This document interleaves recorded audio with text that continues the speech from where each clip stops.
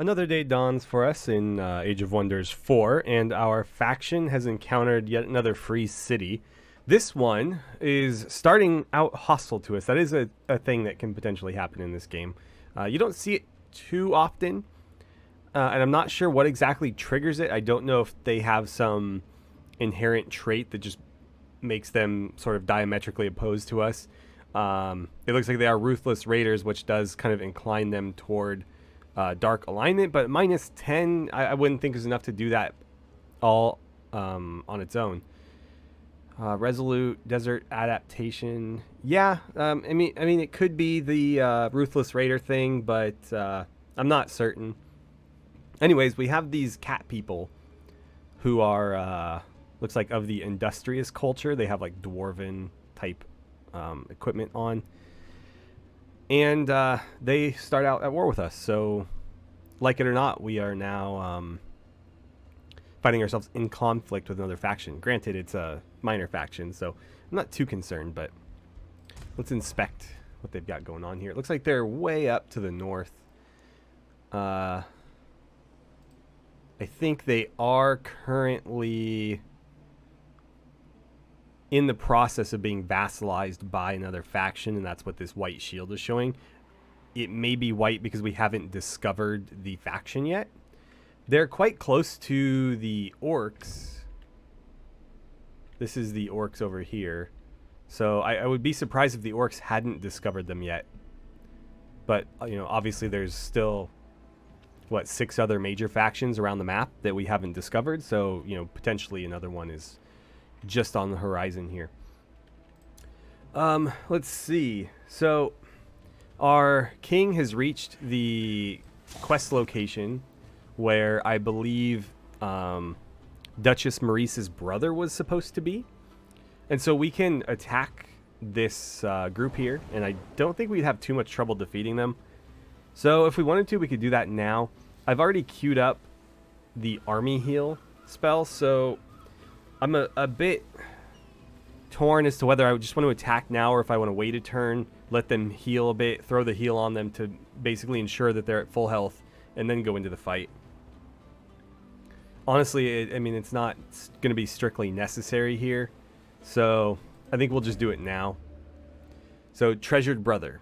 Upon arrival at the Gold Vein, it becomes clear that the spawn of a caustic worm hatched a few days ago. The Gold Vein is overrun with the writhing bodies of the young worms. Their corrosive mucus oozes into the nearby fissures. The screech of their sire can be heard echoing from deep tunnels from which the young caustic worms hatched. The young worms have been feasting on Gortusk piglet. One? More than one? It's not clear if that's supposed to be plural or not. Judging by the partial dissolved remains that litter the area. Guessing more than one then. How could anyone survive this infestation? Is it foolish to believe that Maurice Lamplighter's sibling is still alive? Well, either way, we're going to clear this infestation, are we not? So, let's see. We can remove it at the expense of growth in Ederton, or we can just fight to clear them. Far be it from me to turn down experience for our army. It's a low-risk battle. Let's see what the auto-resolve can do for us. So we get a victory there without losing any units. I think, given that, I probably won't bother with a manual fight. It just means that it would have been, you know, even easier. We probably would have rolled right over them. So, cool. We have succeeded. Our rewards are gold and a bone wyvern mount. We will take those. And then, of course, the quest is now complete. Our troops search the area and tunnels. When they pass a crack beneath the central gold vein, someone whispers, "Are they gone?" A bannerman crawls out of his hiding spot. I knew someone would come looking for me eventually. I hid down there for days, I think, eating larvae and slimy moss to survive. The boy chuckles and produces a satchel, but it was worth it. The tunnels surrounding this gold vein are teeming with rubies. The bannerman sighs gratefully. For rescuing me, please accept the treasure I discovered. My skills are at the service of King Alfred. So we're going to get 305 gold for that. And then we have one of 4 options. We can say our expertise, or your expertise, excuse me, on metal and stone will make Emberton thrive, and we'll gain 350 production in Emberton. For that, that would immediately finish our current production with this, which is a bathhouse. You can say, teach me about precious stones and metals, as well as the behavior of the young caustic worms. That would in turn give us 191 knowledge, which would instantly finish our current arcane research, which is the ability to summon zealots. We can accept his service as a bannerman, which would give us 1 bannerman unit. Not particularly valuable, if I'm being honest. And we can say, no reward required. I am happy that you are safe. And that would give me a +10 to my alignment. That one is a bit tempting. +10 is not bad. And the further I push our alignment toward the good side, the more room I have to do the occasional misdeed here and there. You know, the ones where I might want to take the XP and be willing to accept a -5 hit to our alignment. The more cushion I can build, obviously, the more of those I can consider. So that is indeed tempting. It's not going to show me our current research progress in this particular screen, which is a bit frustrating, but I don't think that the research we were working on is all that lengthy. I think it was already only 1 or 2 turns. So to finish that immediately is not really all that significant. Some of that knowledge may bleed into subsequent projects, but I don't know if that's super valuable to me right now. The production is potentially nice. The bathhouse, I think, was like a 4 or 5 turn project. I don't know how many turns we've completed. But again, it's not something that's super urgent. So I'm going to lean into the alignment here and take that +10. Fantastic. My king, where is your mount? Why did his fire wyvern get unequipped? It's weird. I'm going to go back to the horse. I think that's just more in line with what this faction is supposed to be. These seem a bit, you know, evil, kind of chaosy. And I'm just not about that with this group. Let's see. Do I want to go fighting fighting 2? That's going to unlock new things like martial expertise, blah, blah, blah. Between episodes, he did level up 1 more time, and I took Sentinel, I believe. Yeah, so we took Sentinel. That grants first strike. That's an ability that all pike units have. So basically, if somebody attacks our king, he will actually get to hit them before they get their first attack. Typically, what would happen is they attack once, he retaliates, and then they attack 2 more times. Instead, he'll attack first, and then they can attack 3 times. That doesn't seem like a big deal. It might sound kind of trivial, but if that unit has low health and his retaliation attack is enough to kill them, then they'll die before they even get to deal any damage. And the second part of this skill is that his retaliation attacks and opportunity attacks deal an additional 20% damage. So there's even more likelihood of that happening now. And then, of course, other boosts to his attack will also factor into that. Lord of War is also tempting, though. So I think I'm going to take Lord of War now, and we'll continue to work on his attack in subsequent level ups. While we're over here, I'm going to march him up toward that watchtower. So I was right not to take the knowledge. Our research just finished anyways. We can choose a new one. And we only have 2 more research cycles before we get to choose a new tome. I'm not super about any of these. Let's reshuffle. I think Inspiring Chant is going to be my choice. What does Cyclone do?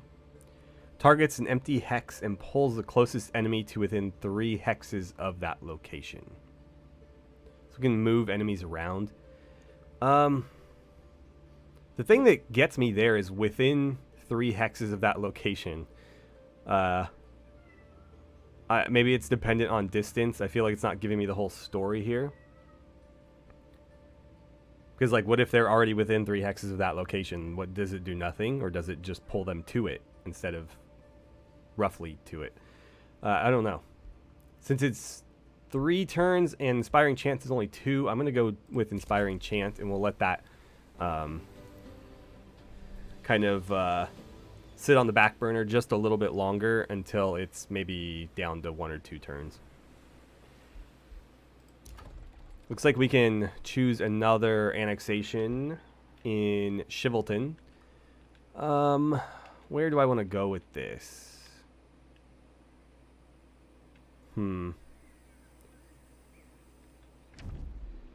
Let's take a look at the larger picture here. So something to consider is that we have the Shadowborn Elves to our southwest. We're going to want to start solidifying that border. And it might even be worth... I think I was looking at maybe building a watchtower, or sorry, an outpost down here.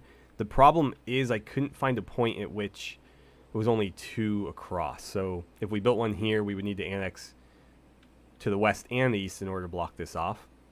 And obviously that's not possible. We only get the option of 1. So we might have to move down to here in order to do that. And I suppose we could.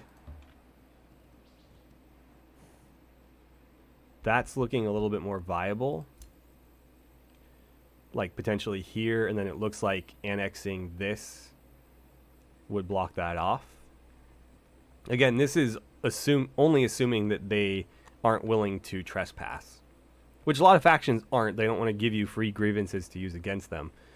But if the faction's already hostile toward you, then they're not going to be super worried about giving you more reasons to go to war. They're probably looking for their own reasons at that point. But that's not a bad spot to kind of block off there. I just wish we could solidify our southern border a little bit better. As it stands, there's really no way to block off the entire thing. I mean, granted, we could build 2 outposts to block all this off. It just seems like a bit of a waste. And of course, Shivelton being right here, we could just annex down to there and kind of get the same effect. So maybe it's not worth it. For the time being, though, I do need to make a decision. So let's just throw down a farm here to get that annexation, or I guess what's the word I'm looking for here? The population growth to accelerate a little bit further.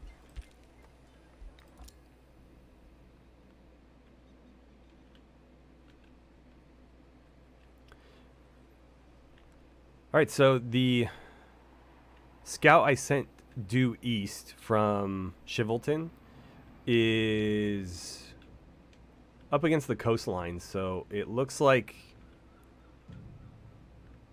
I wonder if that's water there. It doesn't look like there's going to be too much room for expansion to the east. I mean, granted, there's a lot of map that way, but a good chunk of it could be water. And we may not actually have land to expand into until we push much further south. But it's kind of a good thing because it means we have natural boundaries that we can work with, and we don't need to worry about like fortifying borders when we're up against mountains and coastline. Mountains especially because they can't be traversed. It does look like my scout is being tailed by some nasty looking creatures. I might want to have you retreat a bit. Send you this way. I'll have the king grab that, and we discover another faction as part of the process. Hail, King Alfred Elderstone. It seems we share kinship. My name is Mashara the Radiant. Too many Gaudier wage war on the realms. I find it more rewarding to make peace. Don't you agree? Let's see. So they are the human paladins, which means, again, they are humans, but not necessarily the same brand of humans that we are. She is an authoritarian diplomat. So she likes empires with a single race and empires with a strong military. She dislikes empires with good relations with free cities. That's a problem because we have a few that we're on good terms with. Granted, we absorbed one. So if we absorb the other, maybe that won't count, because now they're no longer a free city. They're part of us. And she also dislikes empires that have many alliances. Let's see. This ruler is less inclined toward hostile actions, keen to act more in favor of good relations with other rulers. But she doesn't like rulers who do the same. That's interesting. Never breaks treaties. It's good to know. It's keen on exploration and keen on expansion.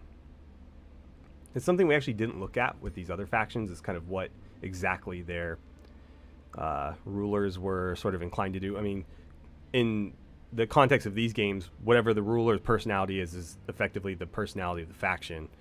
So, likes summoned units and conquerors, effectively. Dislikes empires that trade grievances. What that means is, for example, in negotiation, or actually maybe it's in pronouncements. No, where is it? I've forgotten.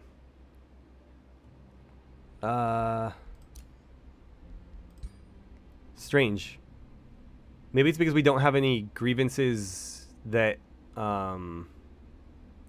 we've accumulated other than the fact that we just started with one. But maybe if we go over here. Here we go. So there should be an option to settle grievances. And we can basically go, oh, we'll forgive your transgression this time. And if you're trying to improve relations between factions, well, between your faction and other factions, that's potentially a good move. Or you can sort of buy and sell grievances as well. And so I'm not sure if he strictly dislikes that or if forgiving transgressions also counts. But either way, I'm not too concerned about him being happy with me, him being this guy here. But that is something we will need to keep in mind with other factions. If they don't like us doing that, we may end up upsetting one of our better allies or something. So all things to keep in mind. Dislikes empires with stronger research. I'm assuming stronger than him, so we can't be further along or he's going to see us as a threat. He's driven by war. Easily provoked into going to war, even over minor grievances. That's good to know. Never surrenders. So they will never agree to becoming a vassal. They will not make peace of their own accord. More eager to call allies to war and will also more readily answer calls to war. Extermination. He favors capturing resources and using large armies rather than building them themselves, and will raise other rulers' cities that they have occupied. And, of course, expansion. So, yeah, he's pretty much the typical evil tyrant. I think our orc friend here is going to be similar in a lot of ways. Demonic warlord, empires. So he likes empires that break treaties. He likes backstabbing, which is kind of ironic because you'd be inclined to do it to him as well. Likes empires that execute prisoners. Okay. Dislikes empires with vassals, and dislikes empires that have many alliances. He's driven by war, never surrender. Yeah, this is all the same. So his preferences, preferences are slightly different, but their overall strategy is identical. Good to know. Right, you need orders. I was trying to have her march down and deal with some of these mob armies. I'm kind of regretting that choice right now because she had been up here. If we had sent her east along this path, she could have intercepted this group heading our way. She can still try to do that. It's going to be a lot harder, though, because now she's going to be kind of coming up behind them. We're able to throw a heal on our king, so let's do that. Not going to bother with anything else for the time being. And somebody declared friendship with us. This guy, he declared friendship with us, of all people. That's interesting. We're not going to reciprocate, obviously. If you are interested in doing any of these things, you would go to the pronouncements screen and you can declare friendship for 200 gold. I think that price does change depending on several factors. Also, keep in mind that there is an upkeep cost. So you pay 200 immediately, and then I think it's an additional 10.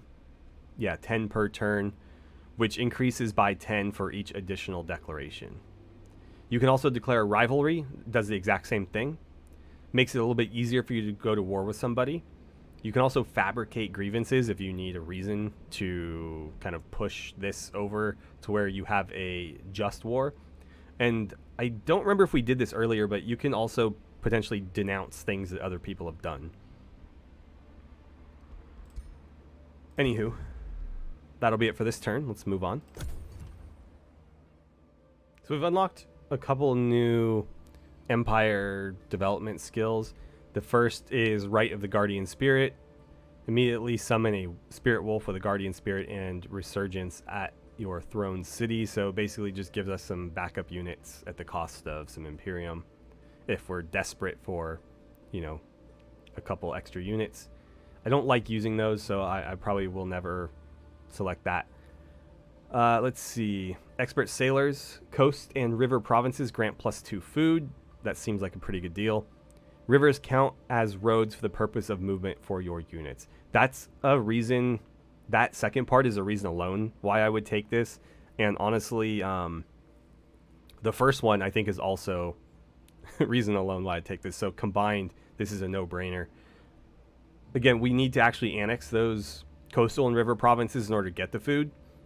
But that's something that we're already planning to do in order to gain access to additional building trees, etc. So what this does is it makes it sort of more attractive to take those than it would have been otherwise. And yeah, no real downside to this whatsoever. And then the last one we got was Force March. So this unlocks the ability for our armies to use Force March. And what that does is it can be used to force our units to move further on the world map than they would normally be able to in a single turn. When it's activated, units gain 100% of their move points. So effectively you can move twice as far, but lose 30% of their current hit points. They also become exhausted for 2 turns. Exhausted, let's see. The unit is exhausted from its recent Force March and does not regenerate hit points on the world map, nor can it be healed using spells or support abilities.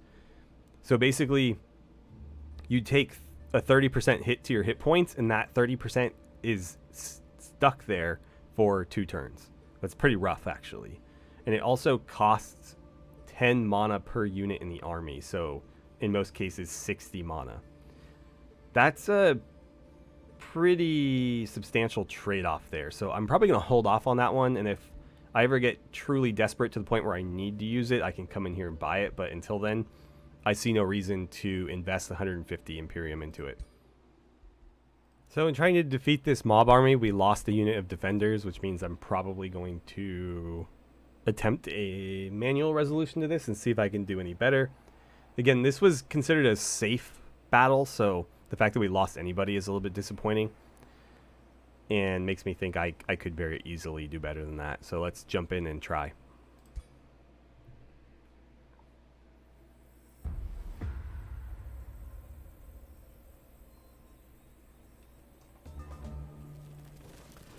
Okay, so the enemy is looking like they're going to slow play this.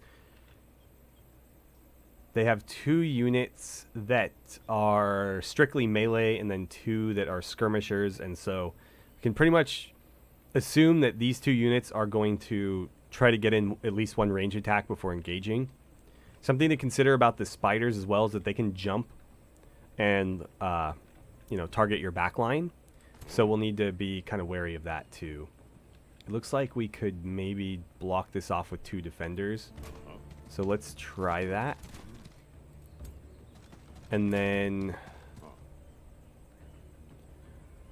we could go Bannerman here.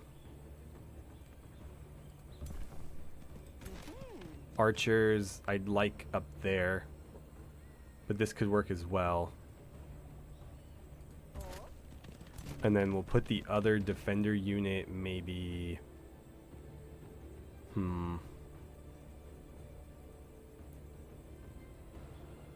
maybe there, and then hero here. Basically, if the spiders want to jump into our backline, I want to make sure that they're forced to engage not just like archers, but archers and either a defender or a hero. Let's see what they choose to do here. Okay, so the melee units are moving in, but in general, yeah, they are going to slow play. If we wanted to, we could take the fight to them. That might be wise, just to completely avoid the chance of them doing what I was talking about. That would also let us get all 3 defenders across this front line here and smash into their back line with our hero unit. I think I like that idea. So let's go, let's see, 13 and 8, 13 and 10. I think I'm going to go here, because I'm probably going to use the hero to target that unit, and I want to make sure I have the potential for attack of opportunity on everybody. And game crash. Okay, let's try this again. I'm a bit perplexed, honestly. There it goes. I swear, it's never crashed on me this much before. I don't know what it is about this campaign. Alright, we'll try this one more time. My suspicion is that whatever is causing the game crash is potentially something to do with CPU or GPU, and the fact that I'm recording is exacerbating that. Because I have had the occasional crash, in previous campaigns, but never ever to this extent. And so, again, I think the fact that I'm recording in very high resolution is, you know, potentially making that even worse. So let's try this again.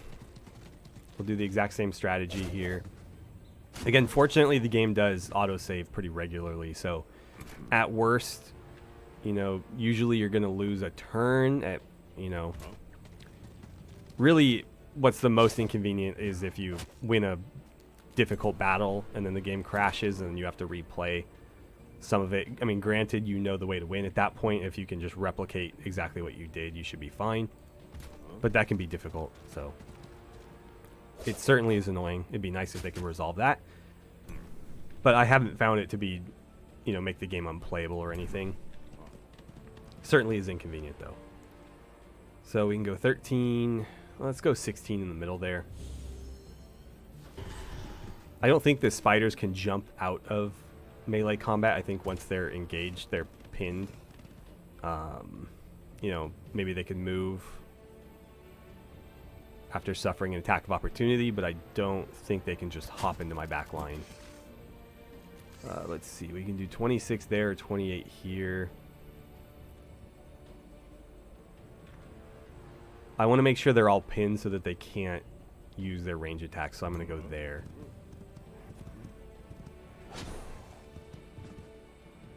Okay, so everybody should be engaged at that point. Let's see. Do I want to condemn anyone? A 12 on the spiders might be enough to one-shot them next turn. So that's something to think about. Granted, we might be able to do that already if we get a full 3 attacks from one unit. So I'm not sure. I think I'm going to go here, actually. If he can poke that unit with his lance next turn and then move on, that would be great.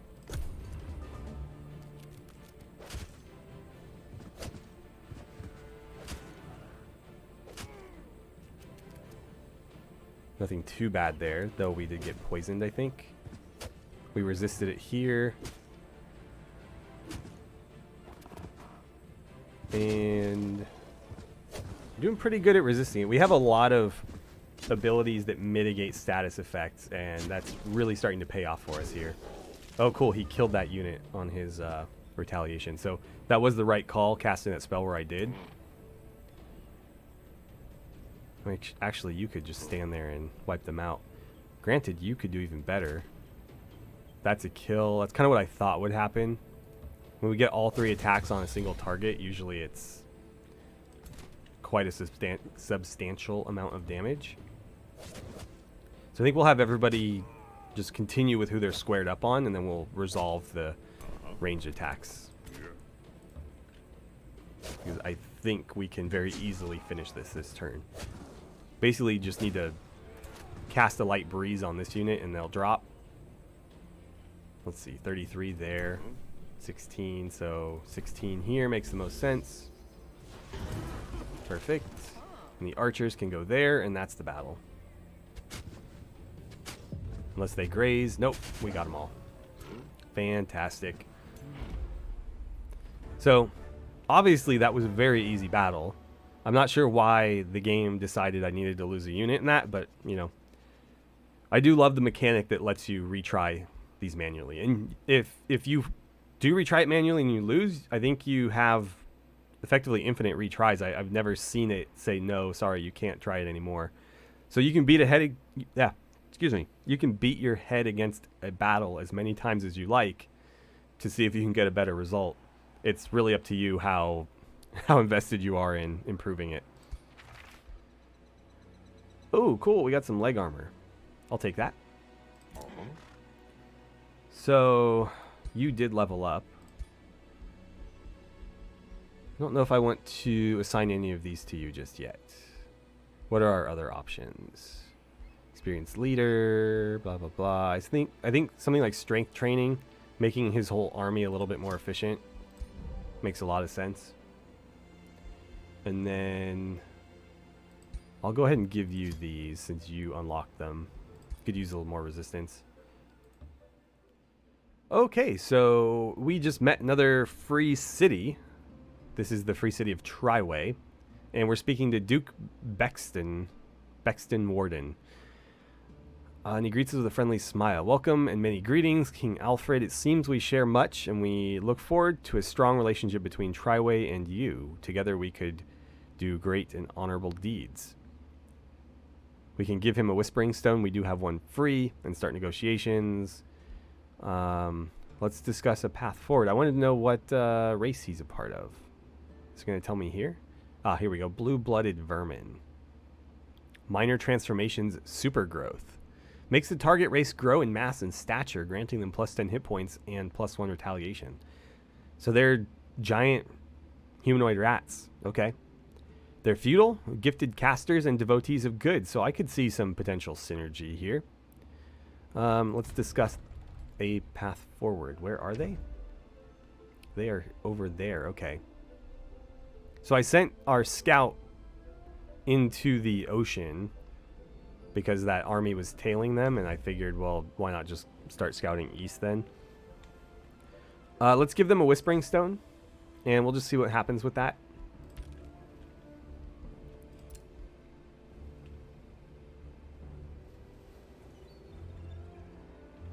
It would also be valuable to maybe send a scout up to the north here. Keystone is the minor faction that we're currently at war with. I don't really see a benefit in extending our forces. Oh, we already have a scout up here. Well, you need to be cautious then, because that army will indeed attack you.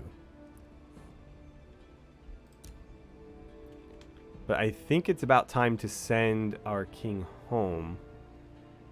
We might have him attack a few more of these mobs on his way. But I don't want to get too spread out on the map here. Day 42 dawns, and our inspiring chant has finished. So one more project, and then we can choose a new tome. Let's see. Dust Storm. Enemy units in a 1 hex radius have a base 90% chance of becoming blind.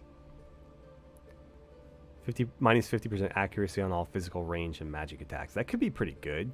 If we're worried about a bunch of incoming damage for one turn, this pretty significantly increases the chance of like a fumbled attack or a glance, which would certainly slow down that incoming damage. What's the Enchanted Crow Companion do again?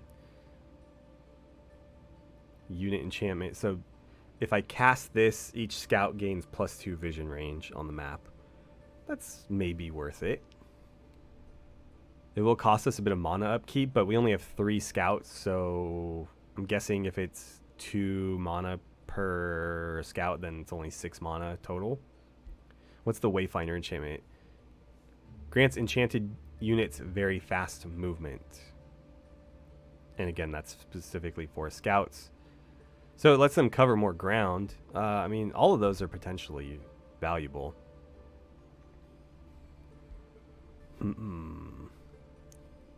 Since I'm trying to get to the next tome as quickly as possible, I'm going to go Wayfinder. We have another free city that can be integrated. So that would be Hartfield. That's good news. If we want to do it, it's going to cost us 430 Imperium. That is pretty steep, but I think it will be worth it we'll get another hero. And that will also help solidify our southern border. I mean, granted, it's already kind of solidified by the fact that our vassal is there. But now we have a little bit more control over what happens. Any other potential pros and cons? It should help our income. Currently, they're giving us 36, which is... I mean, there's a lot of modifiers, so that should be a lot. Or a good portion, I should say, of their total income. Doesn't seem like they're making very much. Well, in any case, let's just go ahead and do it. And that did up us to 224, so I'm pleased with that. We'll inspect the province. Gonna let Lorton continue to govern it. And they're a bit unhappy, so we should immediately build like a tavern. That should help. And then we may want to go bathhouse when that's done. While we're here, I'm also going to switch this over to manual. And let's take a look at Lorton. So he's currently running around with a giant hammer, dwarven hammer. Do I have anything else that might be good? Could give him the whirlwind blade. Let's see, 28, 22, or 29. I think the whirlwind blade is better, to be honest. Let's do that. Again, more in line with our faction as well. This is just going to give him +1 defense, +2 defense, and +10 hit points. That's nice. That's pretty good, actually. He can't use a mount with this weapon, so we'll just leave him be in that regard. There's Ring of Resistance, Orb of Seeing. He's got some pretty good stuff. You can also level him up once. His hero skill, or his first signature skill, whatever they call these. Yeah, signature skill is Demon Step, so it's actually a chaos ability. Unit teleports to target hex and deals damage to adjacent units. That's pretty good, actually. I've had one other character with this, and it is pretty effective. The one thing you need to watch out for is it's really easy to get your heroes into bad situations with it. Because you'll jump in, you'll damage everybody around you. But if they aggro on you, your hero might get focus fired down in like a single turn. So, something to consider. I find it more effective to use to harass like enemy backline units that generally don't want to be engaged in melee with you. And so if you can plop your unit down, do some damage, and then force them to all eat an attack of opportunity to retreat, that seems to be, at least in my mind, the kind of best way to utilize this.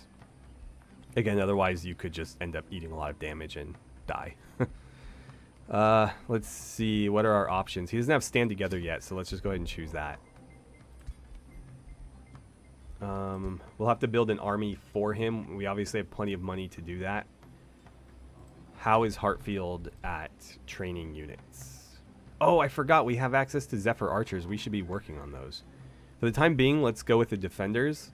We'll get like 2 defenders, 2 knights, and a Zephyr Archer for him. I think that's a pretty good army comp because he's also a frontline fighter, so having 2 knights should help. Wow, you have a lot of options, don't you? We should try to get this Mage Glass Forest cleared out, because if we can annex that, that's going to give us a nice little bonus here.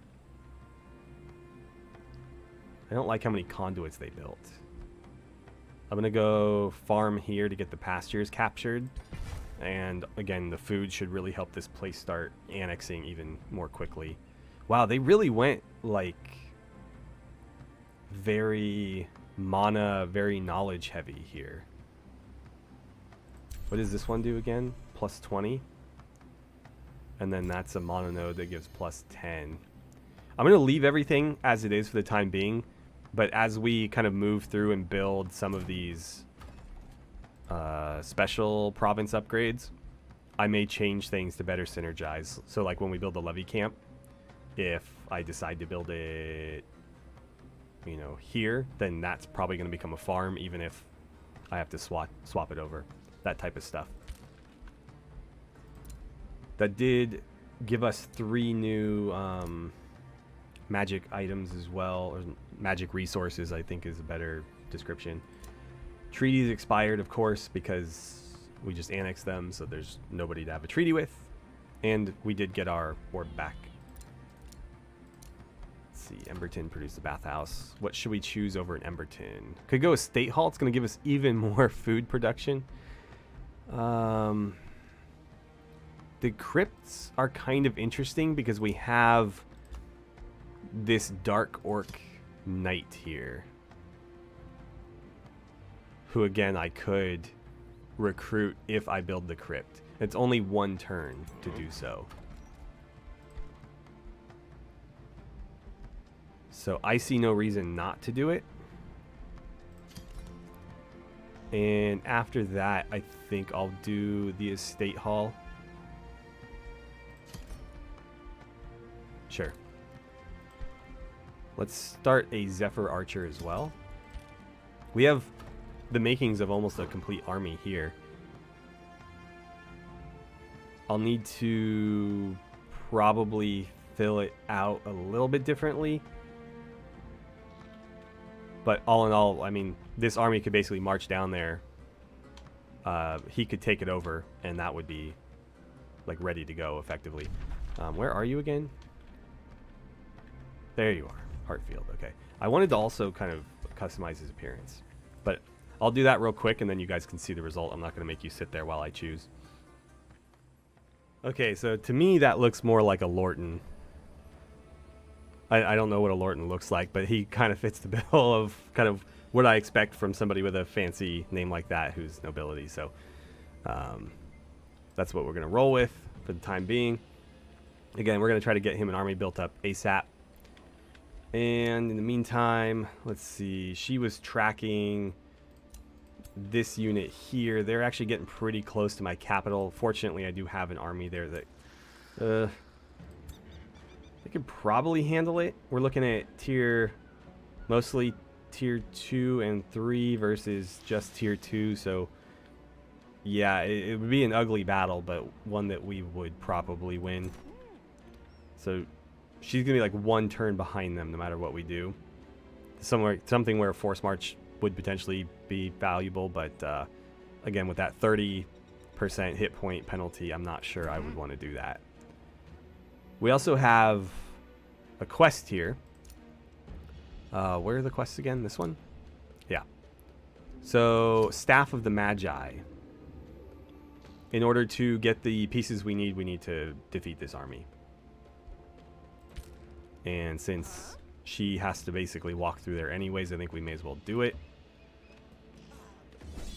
Saying that's a risky battle, but it is one that I do have favor for.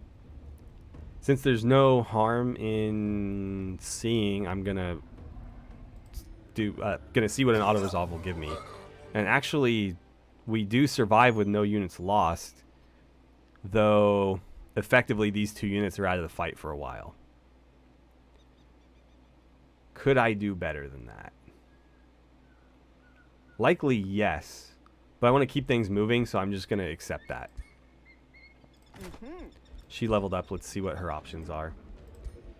Going to keep her a little bit more mage-like, or maybe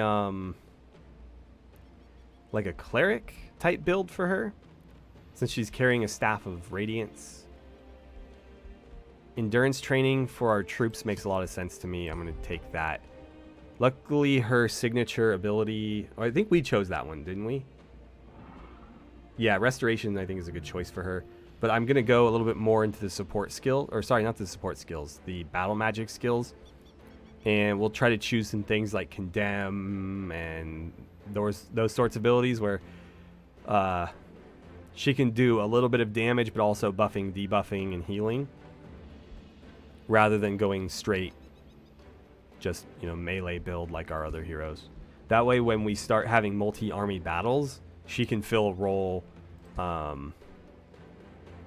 is, again, a little bit more synergistic with what our other heroes are doing, rather than just having several heroes that do the same thing. Speaking of, our other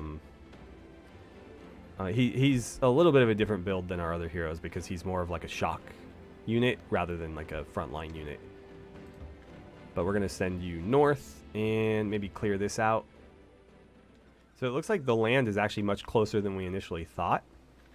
Just sailing east from Emberton, we've already hit Little Peninsula. Of course, Triway is right here, so we knew land was relatively close, but I didn't think it was this close. Looks like Shivelton's also now a tier 2 city. How do we want to proceed? Tavern and Stonemason are both boosted. Because their current stability is pretty neutral, I'm going to prioritize the Tavern. And then we'll go Stonemason immediately after. I'll probably go Storehouse after that. Oh, we need like some kind of walls though. We should do Palisade walls soon. Let's see. And Ederton can annex. So the province that'll give me the most immediate benefit is probably either this one right here with the iron node. We could build a quarry there to get up to 15 production from that one. Or we could throw down a fishery here next to the oyster reef that we already cleared and get +7 food and +10 gold, which I think is a little bit more attractive to me right now. So let's take that one. The Wayfinder enchantment is complete. We should probably cast that like immediately. But more importantly, it means we get to choose a new tome. So I was leaning toward going maybe... Where would it be? So if we want to get into tier 2 stuff, we can go Tome of the Beacon. Again, we do want to kind of keep on this order path, but we don't have to strictly adhere to it. We could go Inquisition, which would give us the Inquisitor, Inquisitor's Zeal, a few other nice things. Actually, real quickly, if we go into Order Affinity, after Inquisition, we have Subjugation, which is going to unlock the Tyrant Knight. This is basically just a better version of our existing knights that do a bunch of morale damage in addition to their usual abilities. So it's a pretty good unit overall. Moving on from there, we have a lot of like healing type stuff. There's also a Shrine of Smiting, which is like a tier 6 exalted unit.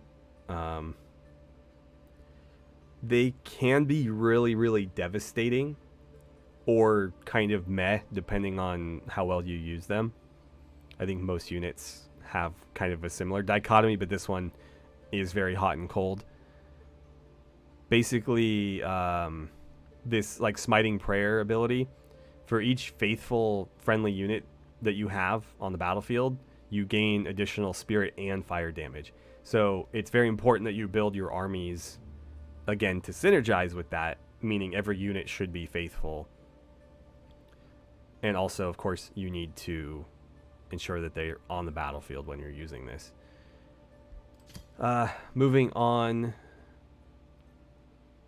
Supremacy gives us Eagle Riders, which is just a new type of cavalry. Personally, I find that the Tyrant Knights are a little bit more effective, but to each their own. And then Tome of the God Emperor just has some buff spells and stuff. There's a lot of buffing in this particular tree. Wrath of the Emperor is kind of cool, though. This is a strategic spell, so one that you can cast from the world map, and you can just basically damage an entire army and demoralize them and condemn them. So if you hit them with this and then go into battle, you're going to soften them up pretty considerably. And it says, if cast in enemy territory, the army additionally sustains +50 damage. So you can do, I think, up to 30 damage depending on where you cast that. All in all, pretty good. Let's go back to the available tomes. I was kind of leaning... I'm not seeing it. Enchantment, there it is. So again, that's a tier 1, but the Seeker arrows are going to give a nice boost to our new Zephyr archers, or any other range units that we have.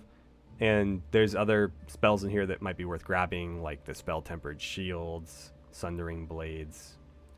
So Not a waste. We're not literally doing this just for a single thing. Also, I think I mentioned this before, but it's going to boost our Materium progression. So let's do that. Enchantment is truly And Seeker Arrows is right there for the taking, so let's grab it. What did we unlock over here? Province improvements grant +1 city stability for each adjacent province of the same type. Okay, yeah, no reason not to take that. It's relatively cheap, and it should help with our stability. Speaking of which, our bathhouse finished, so they should be pretty happy. Looks like they are. I'm inclined to go with the mint because it's boosted, and gold is always important. A blacksmith would also be nice, but I'm not too worried about recruitment right now. Let's see.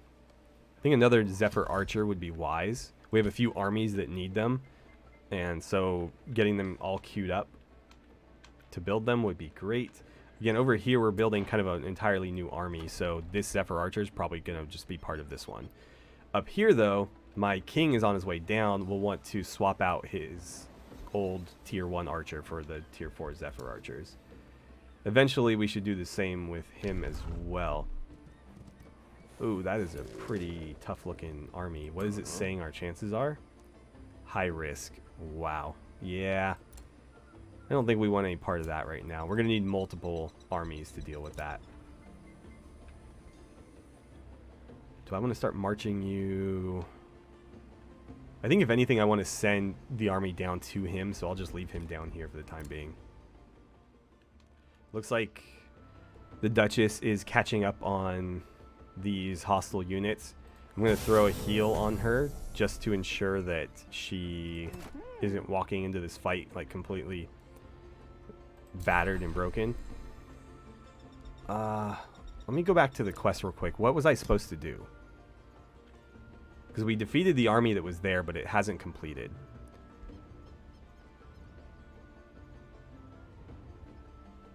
Okay, so it can be achieved by annexing a province with magic material node in its domain or by acquiring it through a trade with a free city.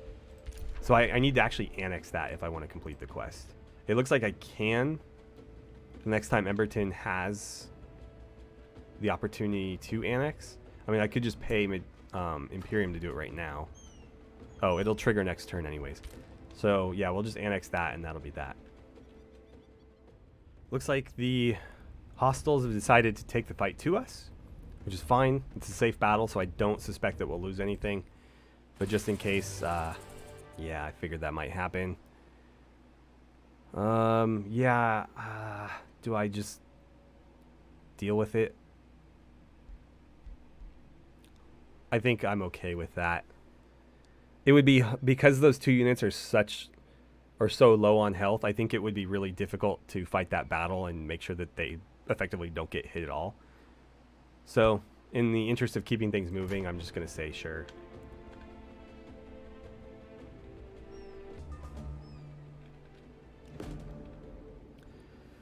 Ooh, a new quest. Kindred Spirits. An ambassador of the Destined Humans Council approaches you. He has a sheepish smile. My king, we of the Destined Humans Council discovered that you are interested in strengthening the diplomatic bonds with Triway. The Destined Humans have a long and shared history with the blue-blooded vermin, and we would rejoice if you would look favorably on them. The ambassador bows deeply. Will you promise to appease your Destined Humans and vassalize them?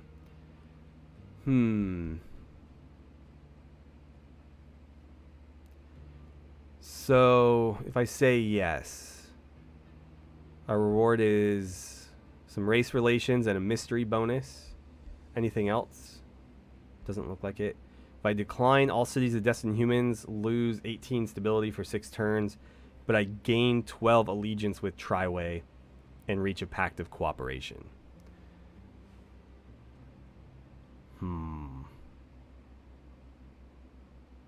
Or I can say just be gone. I'm going to say yes. I don't know if I plan to incorporate them or just keep them as a vassal, but either way, this seems to be fine. So what was our...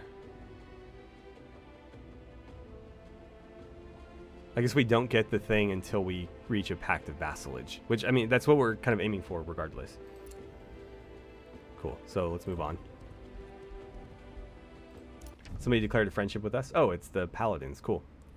Sure, that's fine. Let's negotiate. I want to see if they have... Well, actually, let's do a wizard bond with them. We haven't done a whole lot of diplomacy so far. So we're going to do that. They're happy to oblige. No additional costs. Anything else we can do? We can open borders. Province claiming pact. I'd like to share vision if possible, because that might introduce us to more factions. I can also sell them knowledge on other factions. I'm going to do that here for 235. We'll let them know about these Shadowborn elves. And let's see. I'm going to have to wait a little bit before I can do it again with the orcs. Items. Do I want to sell them anything? How much would you pay me for a fire wyvern? Or better yet, maybe I should give it to them for a gift. 100 is pretty substantial. Let's go ahead and do that. I don't really plan on using it. And is there anything else? Staff of Decay, then I mean maybe the Nightmare. Also these spider hatchlings. Like a lot of this stuff I'm just not going to use. It's only worth 60 to them. Well, let's not sweat it too much right now. There's plenty of other factions we might want to try to befriend, so it's worth keeping some of that stuff available. So I'm trying to figure out the difference between these two defenders, because clearly there is one.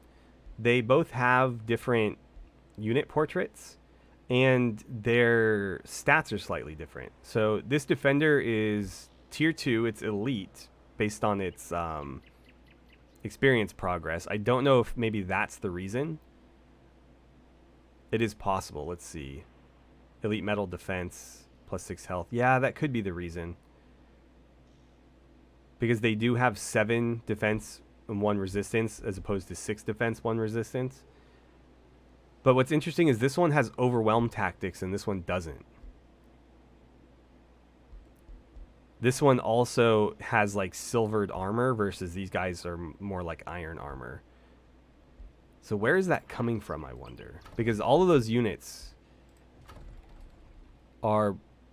Sorry, all the units being produced here have this like silvered armor and overwhelm tactics, it looks like. I'm not sure what is causing that exactly. Did I build something that contributes to that? Yeah, I'm honestly not sure. I'm going to have to look into that a little bit more.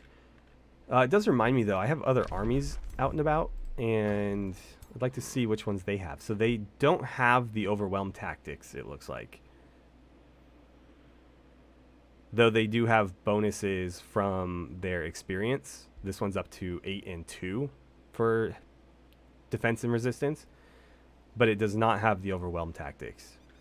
Only the units over here have it. You know what? Now that I think about it, these 3 units weren't actually trained in Emberton. Those were from the Rally of Lieges.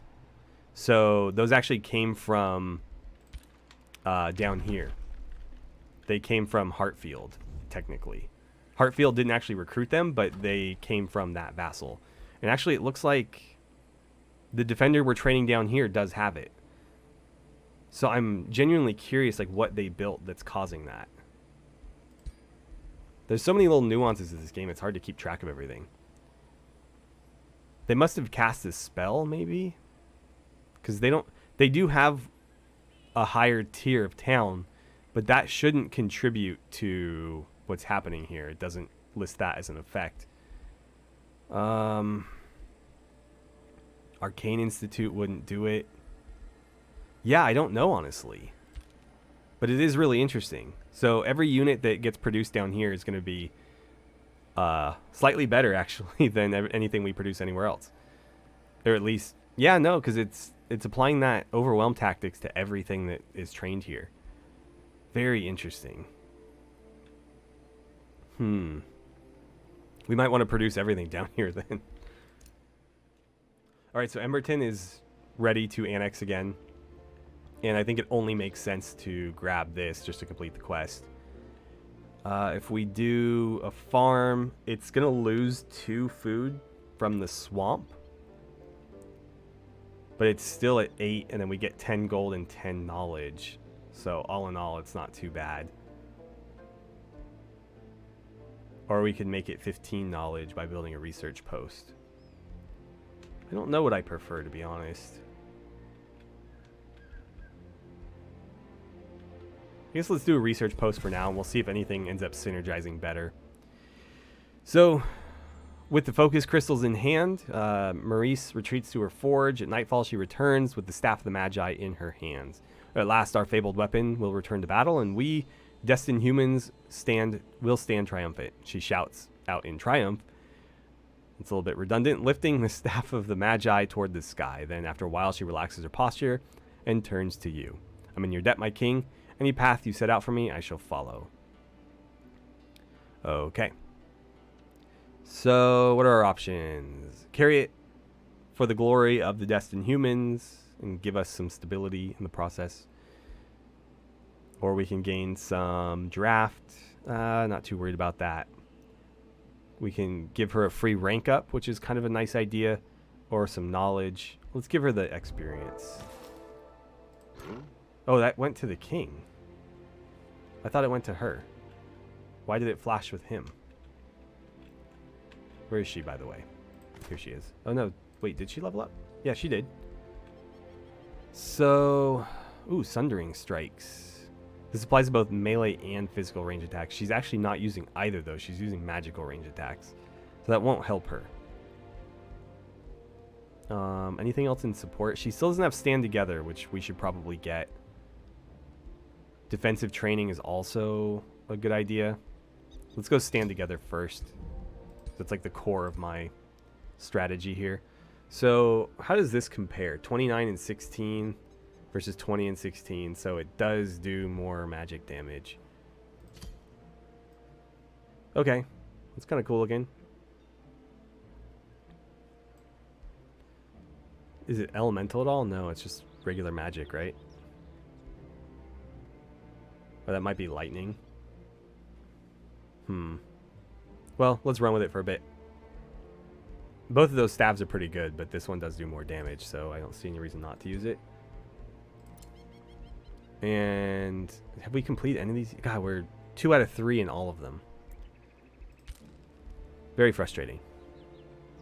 With that, I think we'll call it. We're at a good stopping point here and running out of time. I'd like to really start kind of moving into the conquest phase of this. What turn are we on?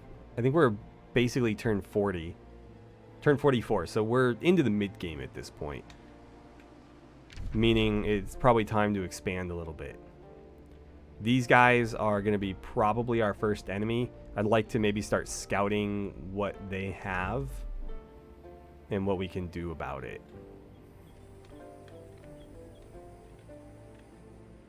Yeah, we're going to need to know how many cities they have and what else is going on. I think they were the weakest faction. Overall, they are 9th. Militarily, they're 7th, which actually puts them ahead of us. That's concerning. We'll need to start cranking out more units. We definitely have the gold to sustain it at this point. Expansion, I am first, which means I probably have the most cities. Again, I don't know the exact criteria for a lot of these. Magic ranking, we're 3rd. That's interesting because I've made no effort to be magical whatsoever. And then economically, we're 1st. That's good to hear. Cool. Next turn, we're going to have Seeker Arrows. That does remind me, before we end this turn, we should queue up the Wayfinder enchantment. Just so we're not conflicting with enchantments that we need to cast. And yeah, with that, let's go ahead and call it. Thank you guys so much for watching. I had a great time playing some Age of Wonders with you. Hopefully you're enjoying this series. We're, I'd say, roughly a third of the way through this campaign, so you know, we could probably blow through a couple of these relatively quickly, especially in subsequent campaigns where I don't need to explain a lot of what's happening. So that's kind of exciting. You know, we could try different factions, different builds, things like that. But yeah, let me know what you guys think in the comments below. Otherwise, I'll see you next time.